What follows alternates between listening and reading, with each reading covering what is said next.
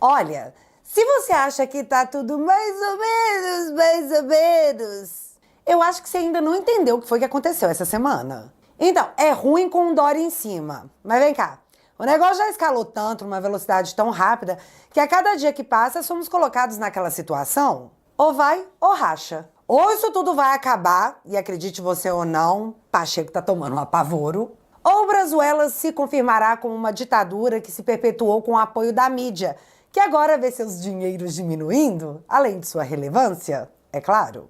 Aí ela entra em choque, tenta bater o pé e solta aquela. Peraí, não foi isso que a gente combinou, não. Essa é a pior crise desde o impeachment da Dilma. Os poderes não colidiram, eles foram rebaixados. Existe no país um poder soberano, um império. Existe o conselheiro que baba ovo do rei para não ser expulso do grupinho. Existe os bobos da corte. E existe o pagador de imposto que banca tudo isso. Expropriação, confisco, empresas pagando por multas de outras empresas, carta de repúdio, cerceamento da imprensa, vítimas feitas de reféns por baganhas políticas. E fogo. O pega-fogo cabaré agora é literal. Pede pra sair, Marina Cinza. Se você tá sentindo falta da informação chegando até você porque a mídia no Brasil ficou mais obsoleta, graças ao Alexandre, fica tranquilo. Separa a pipoca, fica confortável e deixa eu te atualizar.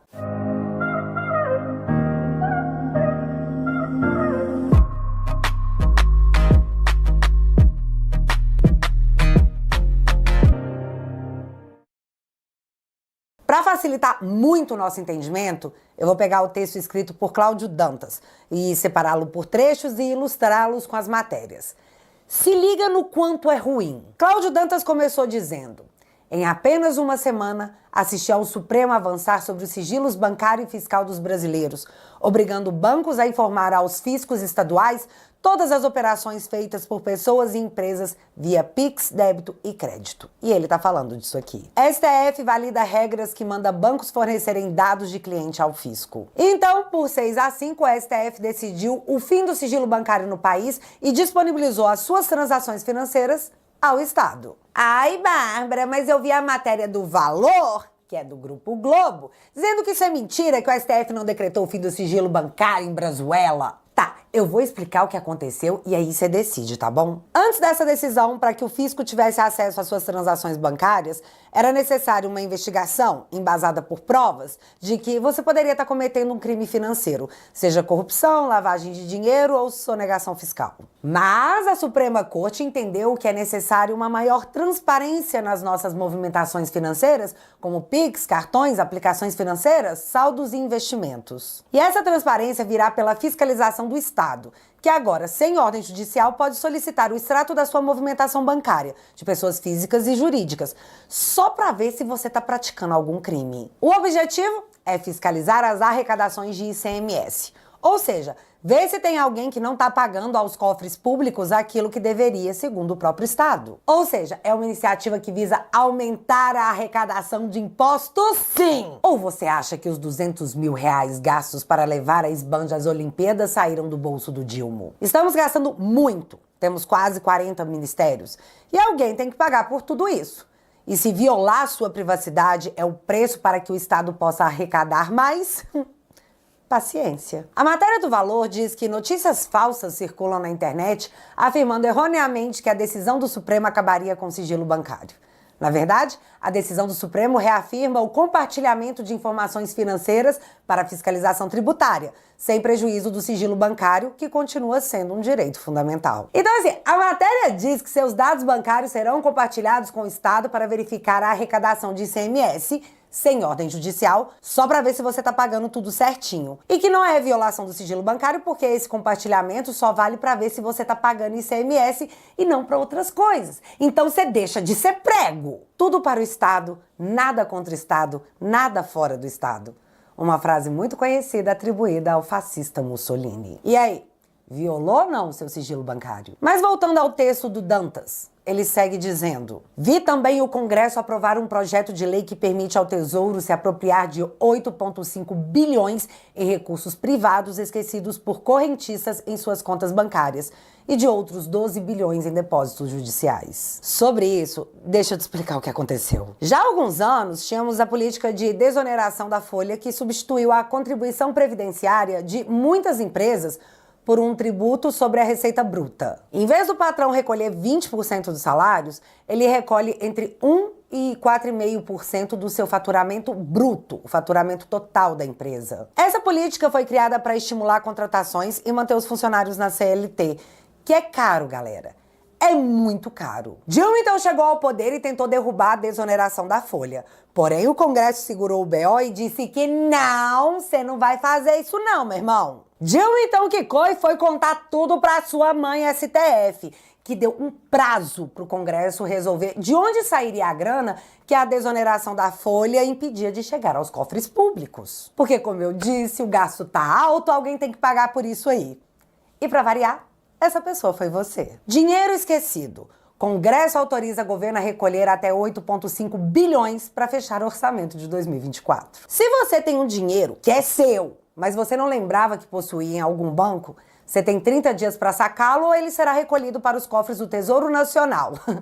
E aí perdeu, mané.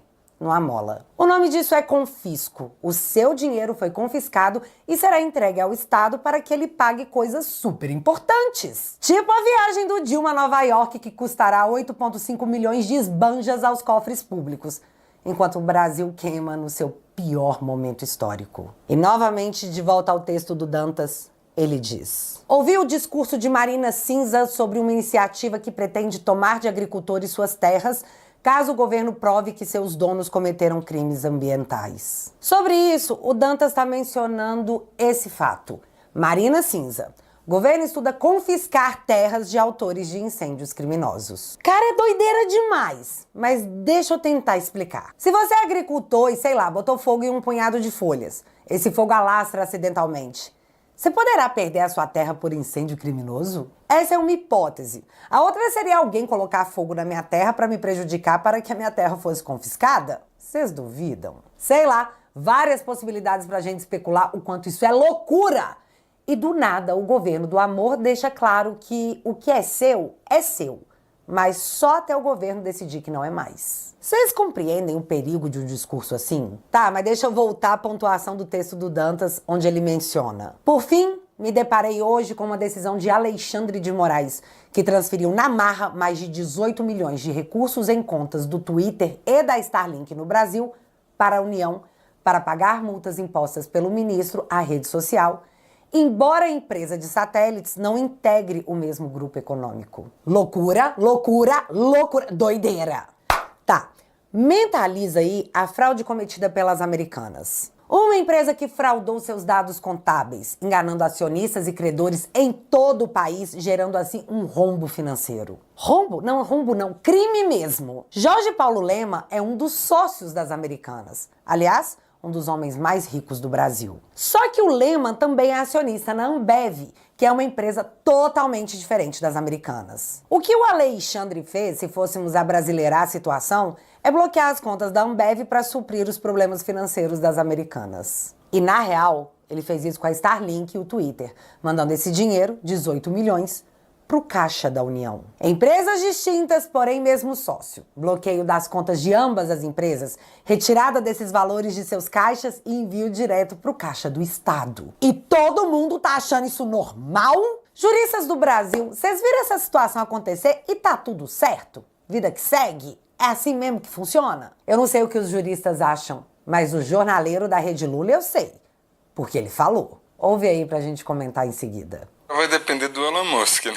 Porque é o seguinte, vou pegar aqui o que eu tenho conversado com integrantes do Supremo Tribunal Federal. A bola agora está lá. A decisão judicial já foi tomada, as contas foram bloqueadas, agora o dinheiro, 11 milhões da Starlink e 7 milhões da Rede X, já estão, esses dois valores já estão na conta do governo federal, no Banco do Brasil, tudo por determinação da Justiça.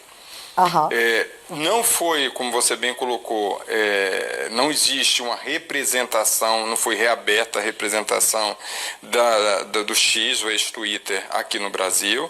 Então, isso é um impeditivo para funcionar. Você tem que ter as regras. As regras sendo cumpridas, o X volta a funcionar normalmente, segundo vários ministros da Suprema Corte. A questão é, o X vai querer cumprir as regras, o Elon Musk vai querer cumprir as regras ou usar politicamente esse embate aqui no Brasil? Essa é a grande questão que se pergunta lá no Supremo Tribunal Federal.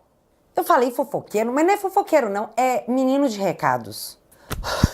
Segura, coração. Gente, o que ele tá dizendo é o seguinte, agora que o ministro se apropriou do dinheiro de empresas distintas por decisão própria, o Twitter voltar ao Brasil vai depender apenas da boa vontade de Elon Musk.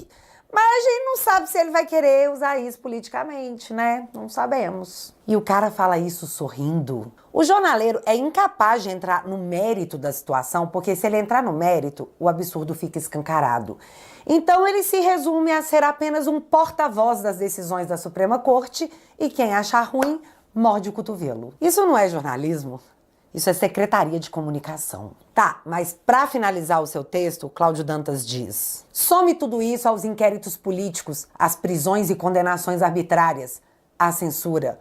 Alguns baluartes do jornalismo da SECOM vão dizer que no Brasil não existe comunismo, pois eu os desafio a provar que exista por aqui um Estado democrático de direito.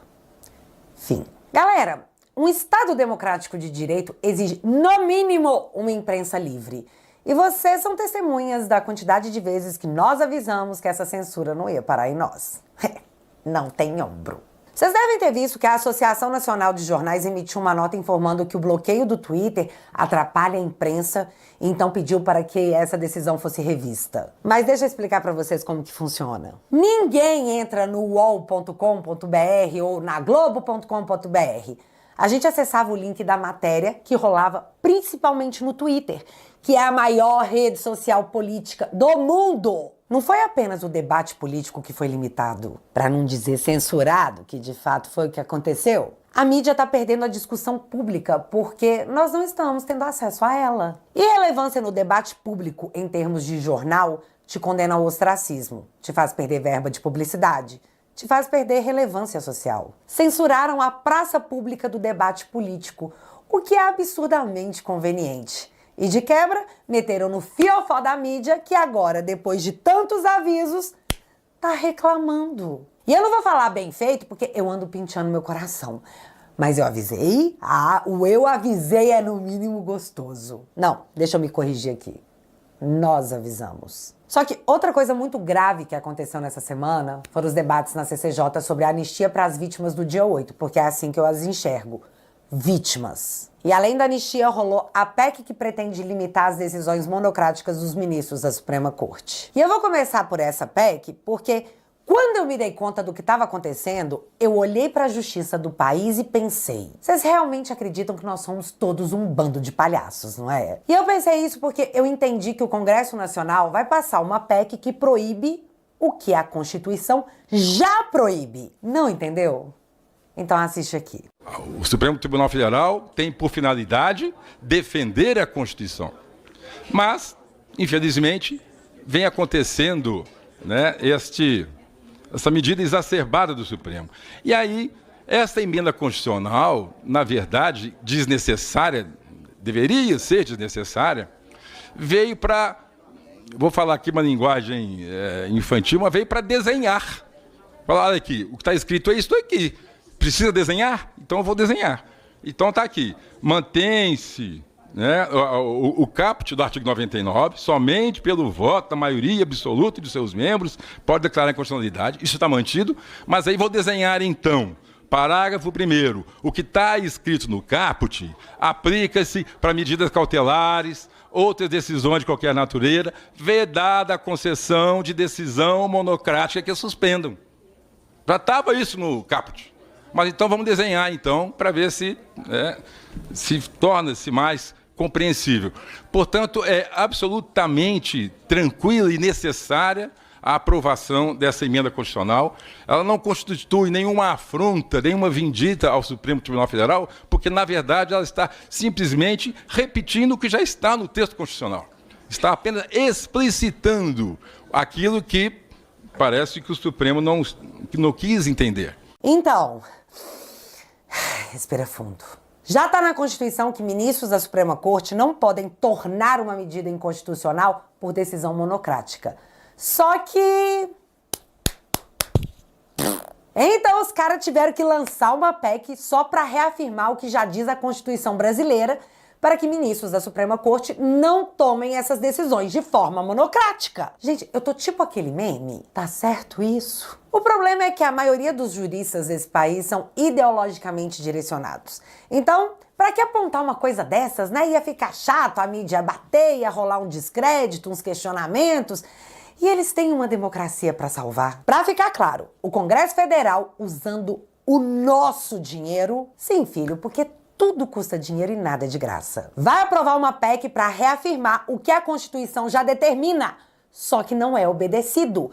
E ninguém faz nada. Viva o Estado Democrático de Direito. Nessa semana também foi analisada na CCJ a PEC que pode anistiar os presos políticos do 8 de janeiro. E na minha opinião, não tem nada mais urgente do que soltar essas pessoas. E um adendo aqui interessante. A menina de recados, Daniela Lima, já disse que os ministros disseram que vão tornar isso aí inconstitucional. Se essa anistia passar, eles não vão deixar. Agora, olha só mais um ponto forte da nossa democracia relativa pujante. Essa PEC nem foi aprovada, nem chegou para a votação desses juízes, e eles já estão dizendo de antemão que, não vamos deixar não, tá? E há quem peça por aí o mínimo, que juiz se manifeste nos autos. E eu espero que o Congresso não se abale por isso. Principalmente o Senado da República. Dito isso, eu preciso que você entenda a nojeira do que aparentemente rolou ali. Caso ainda não tenha ficado claro. Pra vocês terem uma ideia, tinha até canhoteiro dizendo que essas penas aí de 17 anos estão erradas, né? Merece ser discutido. Mas também tivemos o marido da Fátima Bernardes mostrando para todo o Brasil quem é que faz parte do grupo do ódio. Isso está acontecendo novamente. Isso está acontecendo novamente. Isso está acontecendo novamente. Está acontecendo novamente. A culpa é desses colegas que estimulam, minha querida. A culpa é deles. Não, marido da Fátima Bernardes. A culpa não é deles. A culpa é do Estado. O Clezão estava sob a tutela do Estado, com um pedido de soltura vindo da PGR, a dona da ação penal. E a culpa é de quem não soltou. E vem cá, você sabe quem foi que manteve ele preso? Pois é. Com as famílias em peso, com as sentenças sendo expostas, com as penas que nem assassinos levam, com idosos condenados a praticamente uma prisão perpétua. Mesmo com o marido da Fátima Bernardes e a situação lamentável em que ele expôs a esquerda brasileira, não tinha jeito. Não votar para que essas pessoas pudessem ser soltas seria atestado de cumplicidade com maligno, tipo com muito errado. O Centrão, encurralado pela obviedade dos fatos. Ia acontecer. A PEC que anistiava as vítimas do 8 de janeiro ia ser votada e seria aprovada. Até que, após muita obstrução, a sessão foi interrompida pela ordem do dia a pedido do Lira. Ordem do dia é quando o presidente da casa convoca todos os deputados em todas as comissões para votação, geralmente de um requerimento de urgência, e assim todas têm que ser fechadas. Ou seja, é o Kiko do Chaves, né? Dono da bola. Mas você precisa entender como as vítimas do dia 8 viraram uma espécie de reféns e foram usadas como itens de barganha. Barganha política. A oposição do governo, assim como parlamentares que entendem bem o que acontece com os presos do dia 8, que estão lá há mais de um ano sem condenação, ou que foram condenados a 14, 17 anos com um abuso nítido na dosimetria da pena, estavam dispostos a aprovar na CCJ a PEC da anistia. A resistência eram as obstruções causadas pela base do governo, com PT, PDT e PSD. E, para nossa surpresa, 4 deputados do União Brasil, que são eles: Danilo Forte, Paulderney Avelino, Gisela Simona e, para minha surpresa, Arthur Maia. Uma infeliz surpresa, confesso. Se esses nomes do União Brasil não tivessem entrado em obstrução, eu acredito que teríamos conseguido votar a anistia para a dona Adalgisa, de 64 anos, condenada a 14 anos de prisão. E aqui vai a minha avaliação do que aconteceu, porque não foram todos os parlamentares do União que entraram em obstrução. Foram esses 4. Elmar Nascimento, do União Brasil, era o mais cotado para ser o sucessor de Arthur Lira na presidência da Câmara. Porém, as coisas começaram a mudar quando o nome de Hugo Mota, do Republicanos, começou a ser ventilado. A especulação de que Lira soltaria a mão de Elmar para abraçar Hugo Mota já era forte. E na minha concepção, não é que o Elmar seja contra a PEC da anistia. Mas um momento desses, em que ele terá que andar sem o apoio do Lira, seria bom se desse para forçar um apoio da oposição. Ou talvez um comprometimento mais profundo com a eleição para a presidência da Câmara em troca dos votos do União Brasil. Vocês não acham? Foi o que ficou parecendo. Enquanto essa obstrução com o apoio desses parlamentares do União Brasil acontecia e prolongava a sessão na CCJ, que emparedava com fatos cada vez mais os parlamentares, eis que o sino toca. E era Lira chamando a ordem do dia e avisando que o parquinho deveria ser fechado. Cara, a base do governo provavelmente perderia aquela votação. A PEC da anistia seria aprovada na CCJ com as obstruções sendo derrubadas, mas o dono da bola acabou com a brincadeira. Só pra você entender, no dia seguinte à votação encerrada na CCJ, o Lira anunciou seu apoio formal a Hugo Mota. Aí, de novo, vamos para a minha interpretação de fatos. Também é interessante para o Lira negociar os votos para a presidência da Câmara com a oposição antes de deixar que eles aprovem um projeto tão caro a todos nós. Mas também é interessante ao Lira atender à esquerda numa hora dessas, parando uma sessão em que eles seriam derrotados para negociar com eles o apoio ao seu candidato Mota. E eles, tanto o Lira quanto o Elmar, sabem o peso que essa pauta tem. Portanto, você quer? Você não quer? Legal, eu te dou, eu seguro.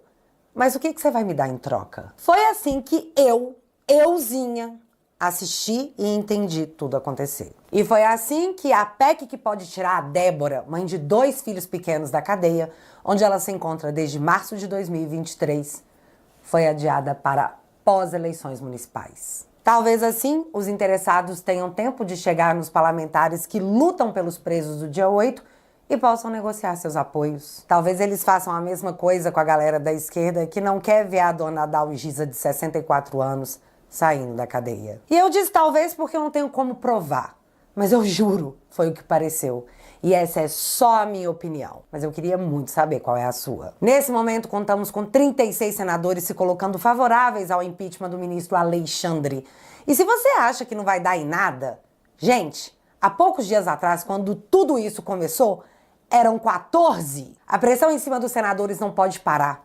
Eles são nossos funcionários e não há nada mais urgente do que fazer valer nesse país o verdadeiro Estado democrático de direito. Você não acha, Romário? Quando dissemos que não fariam isso tudo no nosso turno, nós não estávamos brincando. E não farão. Não se encontrar a resistência que freia todos os atos tirânicos. O povo. Afinal, se não nós, quem? Se não hoje, quando? Guerras não são bonitas, muita gente sai ferida. E nos últimos dias, o assédio judicial por parte do governo veio quicando. Mas lutaremos o bom combate.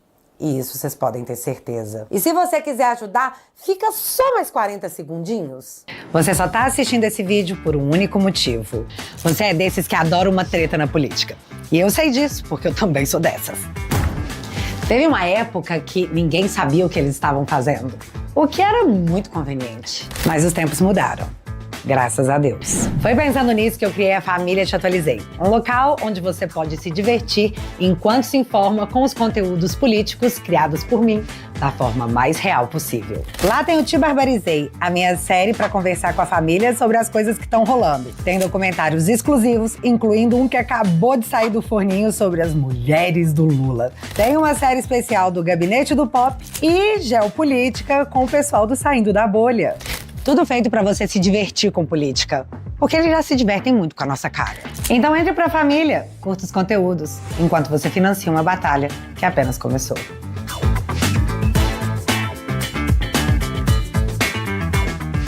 Assinando a minha plataforma, você ajuda a pagar os advogados. E em troca eu te ofereço conteúdo exclusivo. Com 10 bonouros por mês, você faz muita diferença aqui pra mim. E como faz? Portanto, se você quiser e puder, entra pra família no teatualizei.app, que tá com promoção de 2 meses gratuitos até o final de setembro. Vou deixar o link fixado aqui no primeiro comentário e desde já, muito obrigada. Mas agora eu quero saber de você, mas eu quero que você responda com seu coração. O Senado do Brasil vai ter coragem? Me conta aqui nos comentários que eu quero saber. Se você ainda não é inscrito aqui no meu canal, meu amigo, se inscreve e deixa seu like. Porque você já sabe, acontecendo alguma coisa de relevante ou irrelevante, a gente volta. Beijos, galera. Fui!